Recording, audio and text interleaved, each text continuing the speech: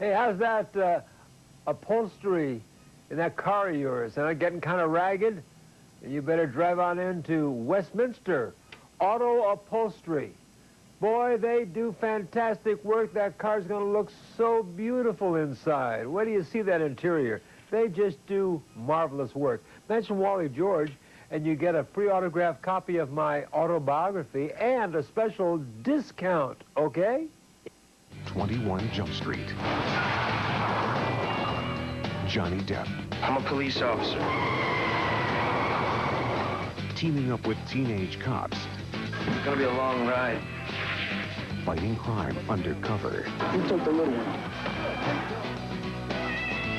21 Jump Street.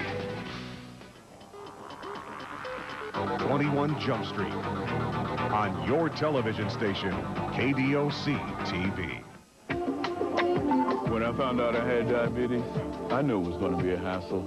Insulin shots, checking blood sugar, watching my diet, exercising, taking pills. It's tough. It's really tough.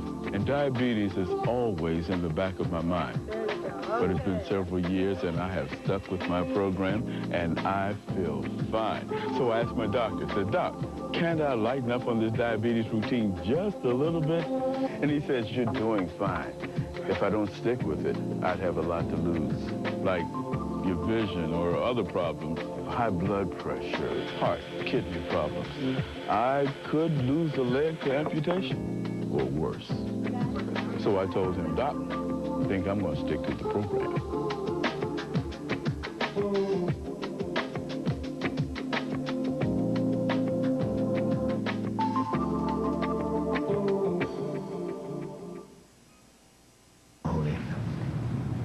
Okay, and we have a live guest here in the studio, old buddy Dan O'Mahony. Hold that up there, Silly. There's the O. Okay. A few tattoos here and there. Oh yeah, I have one on here from my ex-wife. And how are you feeling about it now? Well, my second wife didn't like it too much. No. I could see that being less than popular. Less than popular, yes. Well, here we are. Bring that up on the screen. There, he's the owner of the 10 Count. Right there on Beach Boulevard in Huntington Beach. There's the address and telephone number. And I understand, Dan, that your family has been in the bar business for years. Well, when my father came over after the '32 Olympics in the '40s, there was a bar in Santa Monica, California called O'Mahony's Irish Whip. I remember. And my family ran it for about 35 years. They enjoyed it quite a bit. There were a lot of colorful stories to come out of it. But yeah, I imagine. I grew up sort of fascinated with the business, even though I didn't fancy myself much of a drinker until I was in maybe my late 20s. As an Irishman, I doubt that. No. I was actually very resistant, maybe because of the stereotype. But, eventually, I found my way to the bottle a bit. Yeah. Okay. And now you've been running this particular bar, the 10 Count, for how long? Just about 2 months. We just cleared 60 days. Oh, and, really? So far. You're new. But, you know, when I was going into the business, people told me you really couldn't expect to make any money in the first, say, 6 months or so. That was a matter of building up clientele, and things really caught fire for us. I don't know exactly what to attribute that to, but... Bingo, huh? Exactly. That's great. Yeah, well, that doesn't happen often. No, and I couldn't be prouder. Yeah. Now, you should be. Now, there are a lot of people out there who love to go to new clubs. Tell the people, you can look into camera one, and tell the people what they can expect when they come into the 10 Count. Well, as far as I'm concerned, it's a better atmosphere than any place in Huntington Beach and probably than Orange County. It is all about the music, all about the lighting, all about the staff. It's the one place where you can hear music that you can't find anywhere else in Orange County. OC Weekly was in the room once before they gave us Orange County's Bar of the Moment, and OC's Best Jukebox, we got a full write-up that was completely unpaid for and that has helped us immeasurably. So tremendous. Nothing but thanks to OC Weekly, and nothing but thanks to people who appreciate the music I appreciate. Now, I'm reading here you have a little bit of punk rock. I'd say quite a bit of punk rock. Rockabilly. And you have a young crowd? Very. I'd say the median age in the 10 count tends to be about 25, but you're always going to have, we refer to them as sort of your mascots, but anytime you're a neighborhood watering hole, you're always going to have the locals who have loved the place for, 20, 30 years. We're the 5th owner, I think, in the last 10 years. Now, I'd say we've changed it more dramatically than any other owner.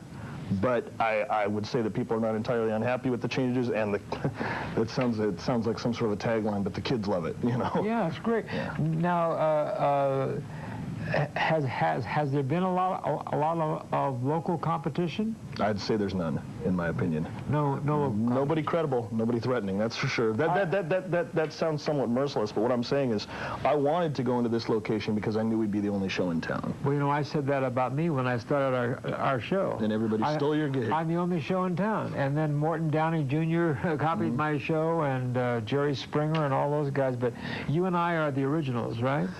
Fair enough. Now, what's your favorite thing about running the 10 count? Flat out, the people I've chosen to work for me. There's no two ways about it. I have only 3 people on the staff. All 3 of them I consider close friends. My manager, Trevor, he can do anything I can do in there, probably better. And I probably shouldn't be sharing that information with him. And Dawn and Wendy, the 2 girls who work the bar at night, are the most attractive, entertaining people I know. Yeah, I've seen them, yeah. Well, they're massive assets. It is a great bar. I've been there. We should mention you have a full bar. Oh, yeah. Hard liquor. Full bar, and they can. Do you have that Wally beverage yet? Well, here's the thing. The Wally beverage, as I see it, has got to be red, white, and blue. It's got to be some kind of a stacked shot. And I think maybe you're going to have to clue me in on how we can make that happen, because everything I'm doing that's supposed to be a Wally keeps coming out purple. Red liqueur, and then a little blue liqueur, and then white cream on top. Okay, so then the cream would prevent an immediate mix. All righty. Exactly. Well, it looks like it's going to happen then. All right. See, I'm telling you. Maybe you should be bartending. Maybe I should be bartending. There it is, the 10 count. Now, is this everything you actually thought it would be? I honestly believe the bar business, with all the things that can go wrong in a bar, I thought it would be harder. Yeah. I thought that it would be more challenging. The simple fact of the matter is, it's a fantastic place to meet people, and I've had nothing but a good time with it. I can't see how I would get sick of it. I thought maybe I would go in on a 4-year plan. I would enjoy it, I would learn the business, and I would move on to something else. But I could see holding on to the place for a lifetime.